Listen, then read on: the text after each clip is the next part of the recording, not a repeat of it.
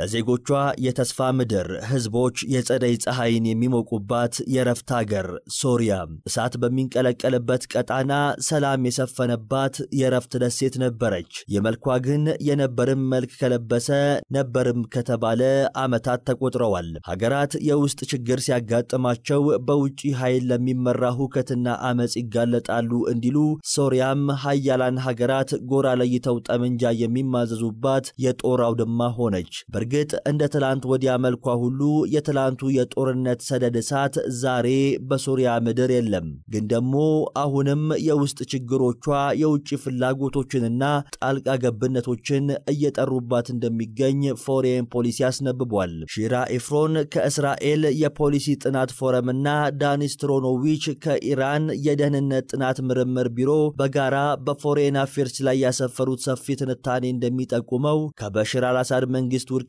በኋላ የቴል አቪቭ ተጽዕኖ በደማስቆ ከጊዜ ወደ ጊዜ እየተጠናከረም እየጨመረም መጥቷል። የእስራኤል ጦር ከፈረንጆቹ 1973 ከዩም ኪፑር ጦርነት በኋላ በተባበሩት መንግስታት ድርጅት የተመሰረተውን ባፈር ዞን በቁጥጥሩ ስር አውሏል። ጊዜና ወቅት እየጠበቀ በሶሪያ መሰረተ ልማቶች ላይ በሚቃጣቸው ጥቃቶች የአየር መከላከያዎችን፣ የጦር መሳሪያ ማከማቻዎችን፣ የሚሳኤል ስርዓቶችንና የስለላ አቅሞችን ማውደም ችሏል። በተቃራኒው ከበሽር አልአሳድ ውድቀት በኋላ የተለያዩ አዳዲስ 9 የጦር መንደሮችን ገንብቷል። በተጨማሪም እስራኤል በሶሪያ ያላትን ተጽዕኖ አጠናክሮ ለመቀጠል በሶሪያ ያሉ የቴል አቪቭ ይዞታዎችን ላልተወሰነ ጊዜ ተቆጣጥሮ እንደሚቀጥል በመከላከያ ሚኒስትሩ እስራኤል ካትዝ በኩል ደጋግሞ አስታውቋል። በመጋቢት ወርም ከህዳጣን ቡድኖች ጋር በማበር የተጽዕኖ ዞኖችን የመፍጠር ውጥን እንዳለው በጠቅላይ ሚኒስትሩ ቤንያሚን ኔታንያሁ በኩል ይፋ ማድረጉ ይታወሳል። ለመሰለ የእስራኤል ጣልቃ ገብነቶች መጠናከር ታዲያ በቀጣናው የበላይ የመሆን ፍላጎት ከበርካታ ገፊ ምክንያቶች እንደሚጠቀስ የፎሬን አፌርሱ ትንታኔ ጠቁማል። ማለትም እስራኤል በዚያ ቀጣና አሉብኝ ከምትላቸው ጠላቶች መካከል በኢራን ይደገፋል የሚባለው ሄዝቦላ ይጠቀሳል። በዘመነ አሳር ታዲያ ሄዝቦላ ከሶሪያ ጋር በነበረው የጠበቀ ትብብር የደማስቆ መሳሪያዎችንና ሩሲያ ሰራሽ የሆኑ ዘመናዊ የጦር መሳሪያዎችን እንዲታጠቅ እድል የሰጡ ናቸው።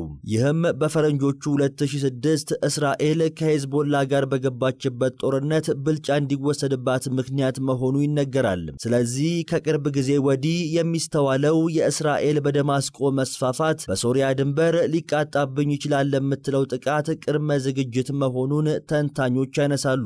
እስራኤል በሻራ መንግስት ላይ ያላት እምነት ማጣት ሌላው ምክንያት ሆኖ እዚህ ጋር መቅረብ ይችላል። በተደጋጋሚ ከእስራኤል ከፍተኛ ባለስልጣናት ከሚሰሙ ውንጀላዎች መካከል የሻራ ቡድን እውነተኛ መልኩን ደብቋል የሚለው ነው። ለአብነት ብናነሳ ባለፈው መጋቢት ወር የእስራኤል የውጭ ቢሮ ኃላፊ ጌዲዮን ሳር የሻራ ቡድን አባላትን አክራሪ ጂሃዲስቶች ሲል መክሰሱ የቅርብ ጊዜ ትውስታ ነው። በሌላ በኩል የአንካራን ተጽዕኖ በሶሪያ መገዳደር በተጨማሪ ገፊ ምክንያት ሆኖ በሺራ ኢፍሮንና ዳኒስ ትሮኖቪች ትንታኔ ሰፍሯል።